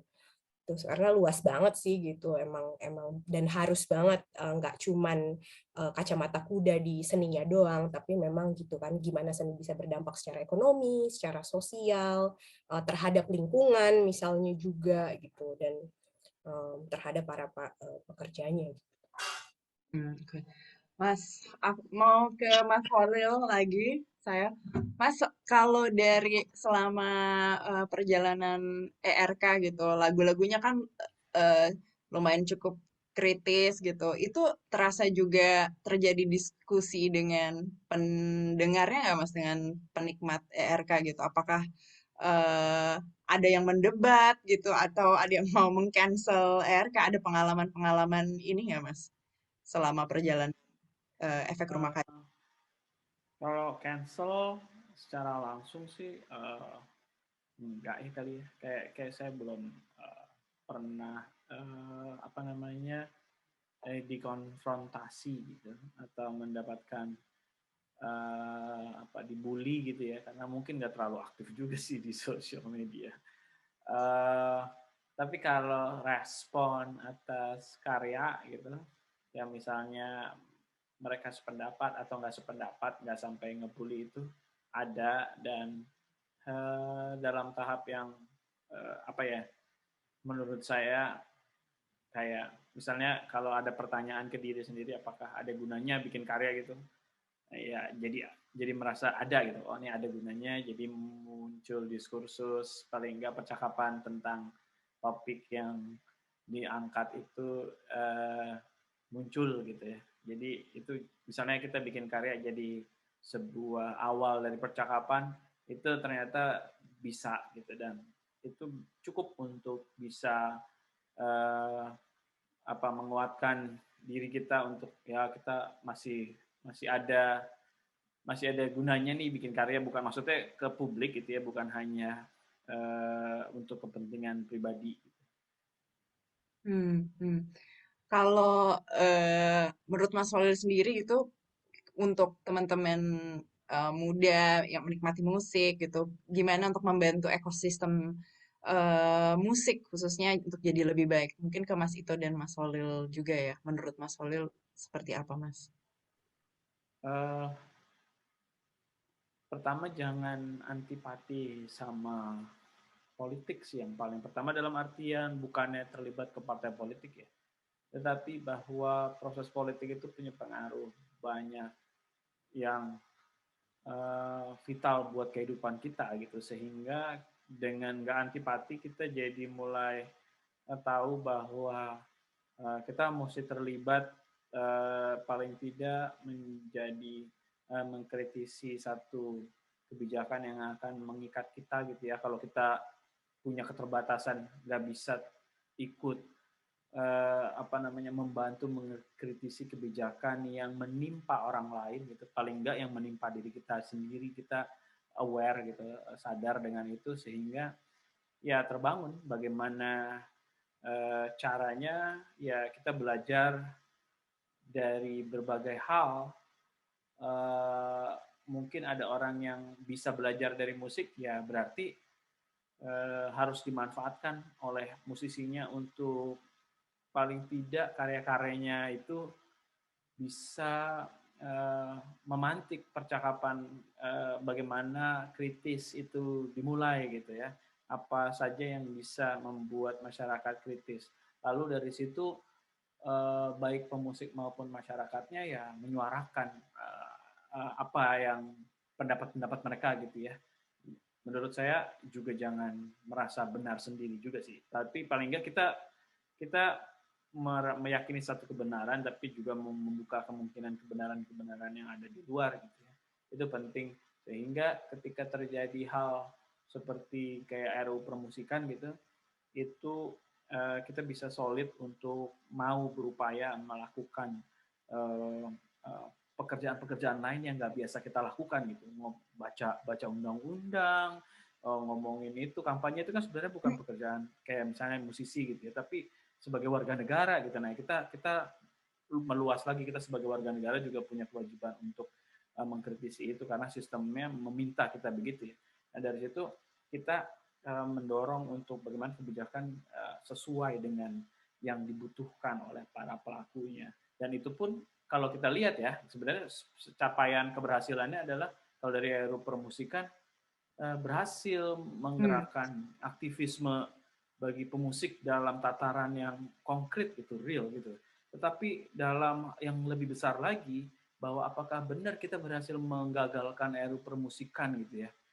Kalau kita lihat undang-undang lain yang lebih krusial dari RUU permusikan, misalnya undang-undang revisi undang-undang anti korupsi gitu ya, revisi undang-undang KPK, dan banyak undang-undang lainnya itu gol-gol aja gitu. Artinya kalau mereka mau, DPR mau, arogan, RUU permusikan juga bisa digolin aja. Tapi karena RUU permusikan nggak terlalu penting buat mereka gitu. Ketika publik marah, ya daripada bikin ribut ya udah di drop aja. Tapi ketika publik marah juga dalam RUU dalam undang-undang KPK, mereka tetap jalan. Padahal itu kurang apa coba demonstrasi besar-besaran pertama kali setelah 2019 itu kurang gede apa gitu. Tapi gol-gol aja. Artinya arogansi DPR sebenarnya bisa melakukan apa aja. Kebetulan kita menang di kalau bisa dianggap menang ya di dalam RUU permusikan itu. Tapi sebenarnya kalau mereka mau arogan bisa dilindas juga kita. Jadi sebenarnya publik harus lebih banyak lagi untuk terlibat aktif dalam memantau kebijakan-kebijakan yang akan mengikat dirinya gitu. Caranya ya kita terbangun diskursus untuk mengkritisi berbagai hal di berbagai ranah. Ya itu betul juga sih yang KPK udah di demo sedemikian rupa terus tetap gol aja. Mas Ito mungkin ada mau menambahkan juga Mas apa yang bisa dilakukan gitu untuk membuat ekosistem musik khususnya jadi lebih baik.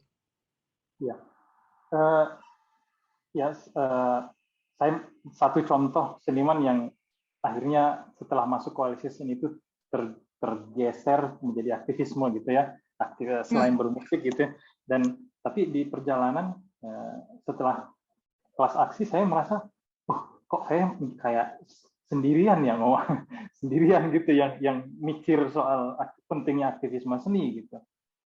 Nah, apa yang harus dilakukan adalah seniman, musisi itu mencoba, karena gini, kalau saya berefleksi gitu ya, teman-teman seniman jangan mikirnya jangan panggung aja dong gitu, kalau boleh gitu ya, jangan nampil doang gitu, karena teman-teman kita, pendengar kita juga akan ngikut gitu. Oh saya juga maunya nampil gitu, kayaknya asik nampil, tapi ternyata pergerakan atau aktivisme di sini juga asik gitu ya, karena ada sesuatu yang kita perjuangkan gitu. Nah, apa yang diperlukan di sini adalah teman-teman grup seni ya itu coba tidak hanya sekedar menyusun, ini yang coba saya buat di Riau Rhythm gitu, tidak sekedar ngurusin gigs gitu ya, tapi coba program yang mencoba engagement melibatkan komunitas, membuat kegiatan kayak talk show, dialog, intimate gigs gitu, dan disitulah kesempatan kita untuk menyampaikan apa yang perlu kita suarakan gitu. Nah, di Riau sendiri di Pekanbaru banyak kafe-kafe yang terbuka untuk itu gitu ya. Dan disitulah kesempatan misalnya mengisi kalau misalnya ada di apa namanya di aktor-aktor ekosistem itu, disitulah sebenarnya kita coba menggiring teman-teman kita, para pendengar kita yang jangan melulu ke sana. Ini ada ruang kosong yang perlu kita isi ramai-ramai gitu. Ini berat, benar. Saya untung aja pernah jadi wartawan yang di desk politik gitu. Jadi membaca undang-undang, membaca ini arahnya ke sini itu agak lebih bisa membaca gitu. Tapi bagaimana dengan teman-teman kita yang lain gitu. Nah ini nah itu perlu melibatkan teman-teman yang lain yang tidak hanya digiring ke persoalan artistik aja gitu. Kita butuh teman yang lebih banyak gitu, Mbak. Terima kasih. Aduh, ini sebenarnya masih pengen banyak yang ditanya, tapi karena waktu juga ini ternyata sudah masuk di penghujung acara. Mungkin saya terakhir mau mengundang para pembicara untuk ngasih pernyataan penutup aja gitu tentang ini kan kerja panjang ya advokasi ini gitu. Seperti tadi yang Mas Holil bilang gitu, kalau mau DPR arogan bisa aja tuh ngebatalin gitu.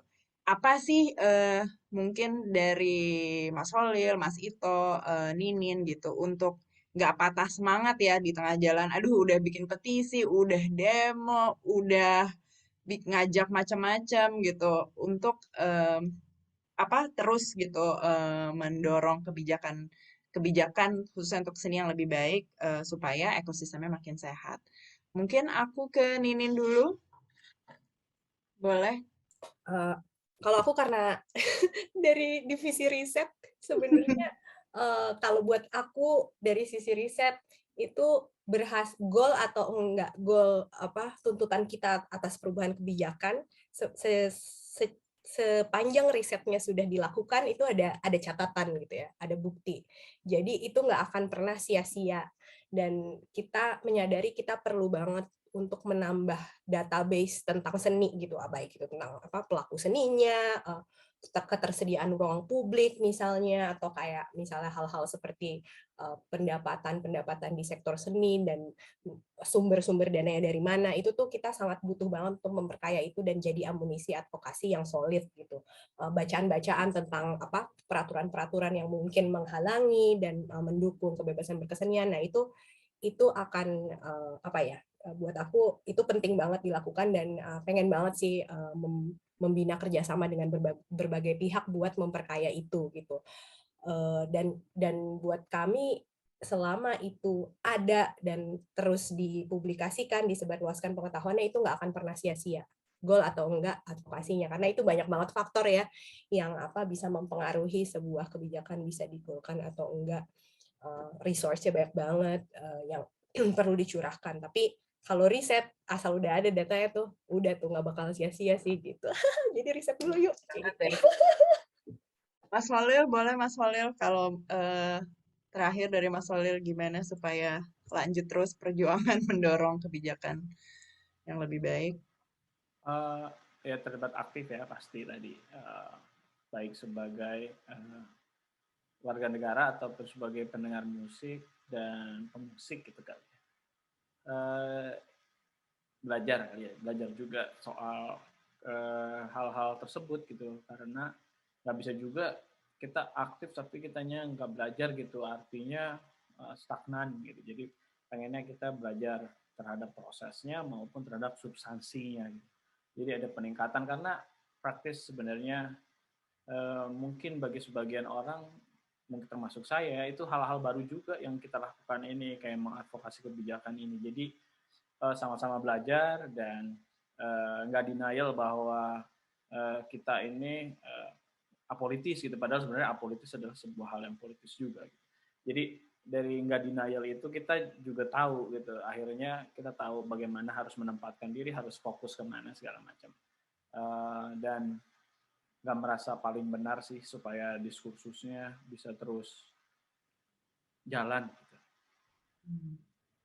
Oke. Mas Ito? Ya. Kita seniman gitu ya, Pak, berada pada sekarang hidup di situasi yang gamang gitu ya, situasi yang tak menentu. Dan mungkin kalau bisa membandingkan sebelum-sebelumnya kita berkarya, kita dapat duit, kemudian kita berkarya lagi gitu, siklusnya begitu. Kalau sekarang kayaknya berubah gitu ya. Dan kalau kita mau berefleksi, seniman dengan berkarya aja, baik itu tari, musik, teater, seni rupa, apapun lah gitu ya, itu di pundaknya itu tegak yang bernama citra bangsa gitu ya, citra bangsa di pundaknya gitu. Jadi kita dengan berkarya aja udah menolong negara sebenarnya gitu. Nah, ini yang tidak disadari oleh bangsa di tempat kita hidup. Nah, ini yang kita perjuangkan gitu. Nah, artinya apa? Tetaplah berkarya, bagi kita semua teman-teman kita berkarya dan sekaligus berjuang gitu. Itu Mbak. Terima kasih Mas Ito, Mas Holil, Ninin. Nah, kalau tadi teman-teman pembicara sudah berbagi pernyataannya, kami juga pengen tahu nih dari teman-teman, satu kata aja yang paling berkesan dari obrolan santai hari ini. Silahkan bisa ketik di menti.com tadi, caranya sama, ke menti.com, masukkan kode 9732, lalu ketik satu kata soal kesanmu dari obrolan kita sore ini, gitu. Sebentar, kita mau lihat ada apa aja nih yang sudah muncul di sini.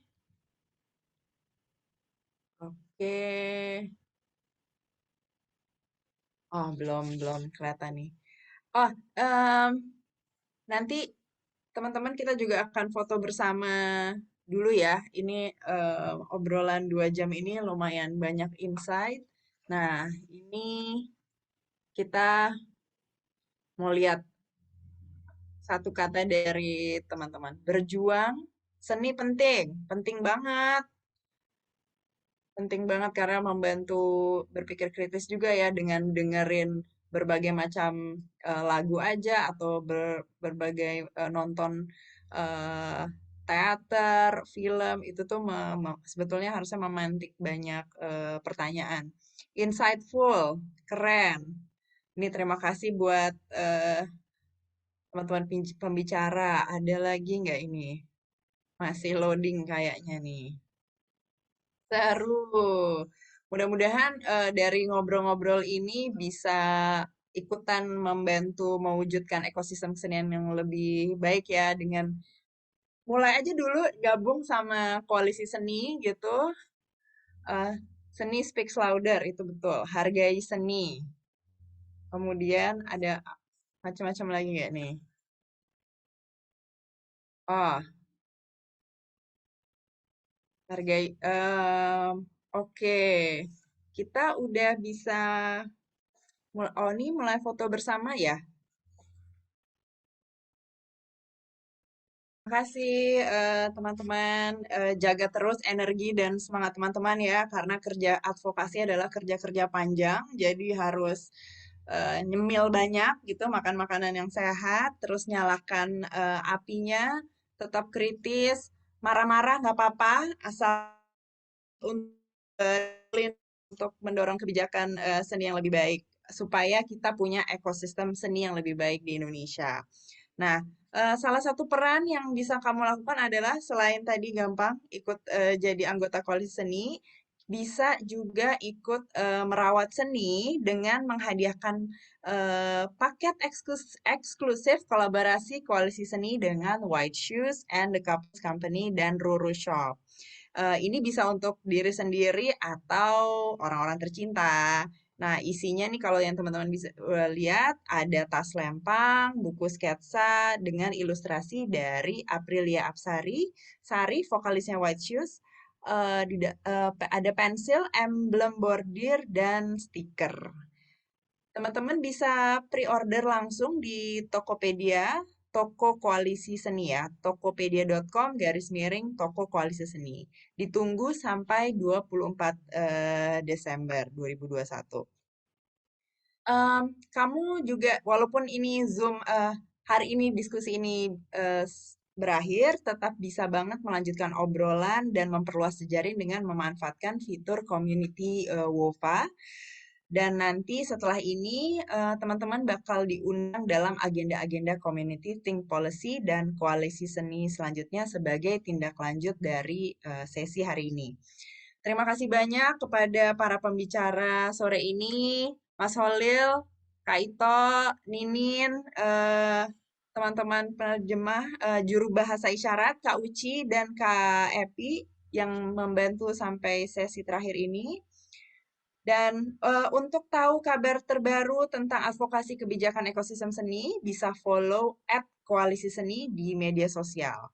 Sering-sering ya mampir ke website Koalisi Seni juga di koalisiseni.or.id dan pemajuankebudayaan.id.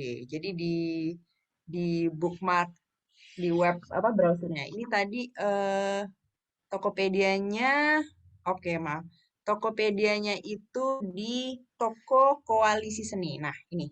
Jadi digabung semua ya. Oke.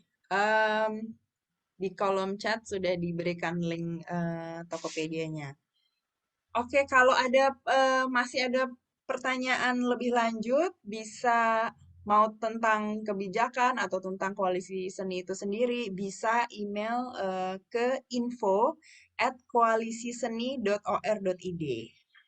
Oke, sampai jumpa. Kalau begitu, sampai jumpa di kesempatan lain. Jaga kesehatan selalu. Terima kasih banyak. Saya Dara Hati. Terima kasih banyak.